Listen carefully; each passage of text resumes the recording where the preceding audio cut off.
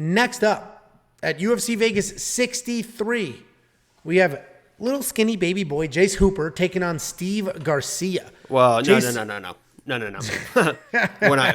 going to be the intro for my dude Chase. I mean, that is not going to be. You could do your own when I'm done with mine. Chase Hooper's 11-2 overall, 3-2 in his last 5.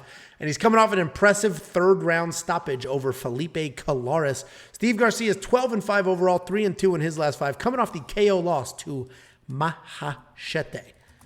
We all know Chase Hooper, right? I've compared him to Mackenzie Dern a few times. I will say, I'll give him some credit. His takedowns are improving. He's at least improving. Where Mackenzie Dern, we don't see any improvement outside of her striking. Her striking continues to improve. Her grappling does not. Chase Hooper, phenomenal grappler. Very good off his back. And now it looks like he's evolving his wrestling. He's starting to grow a big boy body. Maybe he's getting a little stronger. Puberty's kicking in. He'll get a few chest hairs, and now he can actually take some people down.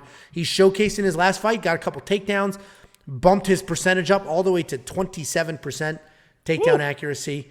But he's taking on Steve Garcia. And this is not the lock for Chase Hooper that a lot of people think it is. I think these odds are kind of crazy. You can wait. I think these odds are kind of everyone crazy. Just mute him. Once you see him stop talking, unmute, and I'll let you know what's going on. I think the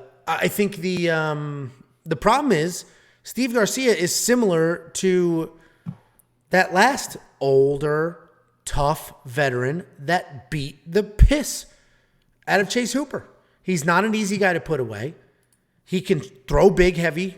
He can defend some takedowns if he needs to. He's got some decent speed. He definitely has big power. He's not afraid to mix it up. I think what a lot of people are seeing from Steve Garcia is he lost to Pena, right?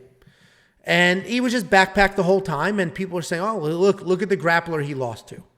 He's going to lose to another grappler. I think that was a different fight, so I do think Chase Hooper wins this fight.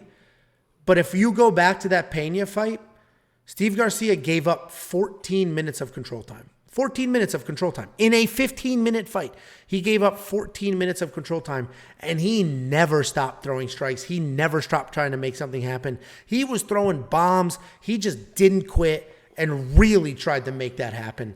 And I think it's that kind of grittiness, that kind of toughness, that if he doesn't get submitted, he's going to be live the whole time. Chase Hooper is the pick. I think these odds are super wide. Yeah, here's let me do this is my quick impression of Steve Garcia in his last fight.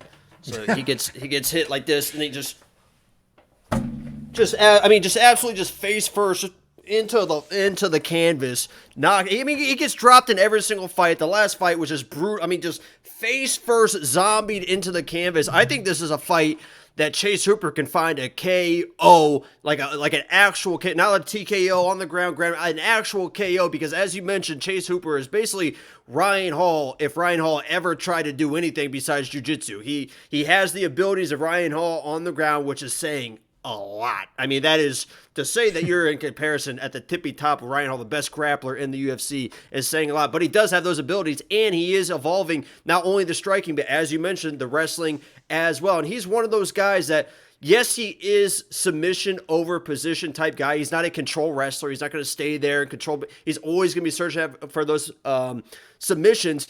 But he also is not a guy that just stays off his back, right? If I worry about guys, especially against a guy like Steve Garcia who can wrestle, I would worry if Chase Hooper was a guy that's just, let me armbar triangle, let me just keep armbar triangle. He is a guy that will reach under, looking for leg locks to get back into a more advantageous position and then start looking for submissions. Yes, he will throw it up, but he's looking to try and get your back, to get on top, to do other submissions at a more high percentage than just throwing up triangles and throwing up arm bars like Paul Craig, right? We're all sick and tired of seeing the Paul Craig type jiu-jitsu fighters.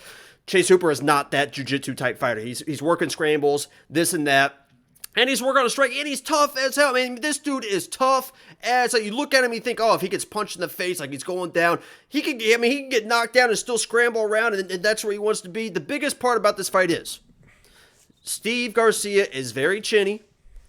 I think that Chase can hurt him on the feet with just like little baby shots, his little baby fists. There's no hair on his knuckles, just nice, just breezing through the air, hairless little knuckles.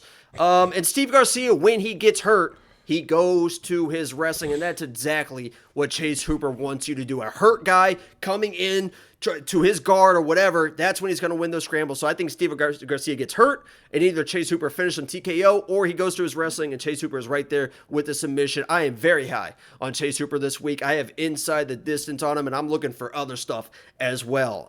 So it's Chase Hooper all the way, baby. And he retweeted me this week. Check out his Twitter. He retweeted me this week.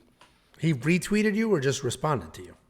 He responded and retweeted. Thank you. Oh, congratulations to you and all your success. Listen, what's Steve's path to victory? I don't know. Hopefully when he gets knocked out, he falls and headbutts Chase on his way down to the canvas, and they both get knocked out. That's about the only way he's going to win this fight. Okay, I disagree. I don't think Steve wins, but he can just grit his way to a win, like the last Steve who beat Chase Hooper, Steve Peterson. He can't grit his way to a win. He gets dropped every single fight. Anyway, oh yeah, Chase Hooper with the wild Mike Tyson power. Shut the hell! Look at this kid. Look at this picture. Have you seen the way that he strikes? Look at this picture. That picture's like 2 years old. Oh, have you seen him lately? And now he's 15. Let me pull up his OnlyFans. Here we go. Grow up. What an absolute Chase joke. Hooper does have OnlyFans. So listen. Anyway, the bet I do have, I think Chase Hooper wins his fights. It's a stupid argument. The bet I do have on him is wins inside the distance, decision, no action. We've been successful with that bet. I've placed that bet on Chase Hooper 3 times. Or this is the 3rd time I've placed that bet on him. It's cashed once. One was a refund. And we'll find out with this. Go ahead, show the pictures. Are we trying to show how big he is now? How big and strong? Oh, can't. Oh, it's. Oh, you know, I can't find it. Yeah, what a joke. Absolute joke. This is like the greatest picture of all time, though, where he's just just standing there awkwardly waving. Yeah, no, that is solid. Listen, what do you think of DraftKings at $9,200? You think he gets a finish, so then he's worth it? Hell yeah. I'm not going to do Chase Hooper at $9,200. But Chase is your pick, right? Chase is my pick. Absolutely my pick. I think the odds are crazy. Therefore, he's also not going to be on my DraftKings line. I think they're getting more wide, too, honestly. They are. I got inside the distance decision, no action and premium members have seen it. I forget the number, but it's less than this. I got inside the distance at, let me check it, because it was moving, too, when I got it. Let me see. Hold on. Well, you did inside the distance. I did decision, no action. Which is stupid. Okay. I mean, just straight. I mean, that's straight up just a stupid bet. So what a fucking joke. All of a sudden, you got odds of. That's minus. What did you get? This is minus 220. I don't know. Let's see. And I got plus. Where's mine? Plus. I gotta log in now. Jesus Christ. Where the hell did mine go? I don't know. While you're doing that, the Monkey Knife Fight strike line 84-59. I think it's a potentially a less more situation. They canceled all the Chase bets? They canceled the one that they messed up. I think they canceled all the Chase bets because I don't even. Oh, no, there it is. I got plus 120. So you got minus 200 for your inside the distance, and I got plus 120. So mine is inside the distance, decision, no action. He's not going to lose a goddamn decision. Okay. You absolute clown. Did you say the exact same things to the last Steve he fought? What a joke. Anyway, if you want to see all of our bets, Jacob's bets have been up there for a few days, as have mine. Become a premium member at WeWantPicks.com. It is only $10 a month. $10 a month. That's $2.50 a week. Again, we could have one mediocre weekend a year, and it would cover membership for the entire year. WeWantPicks.com. Become a member. Only $10 a month. Jacob and I got a couple of bets on this fight. What do you think of that Monkey Knife Fight strike line? I think it might be a less more or a less for sure.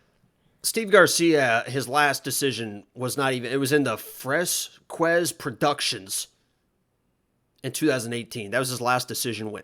So God bless you for chasing that money, but worst case scenario, I get a refund. Get over yourself.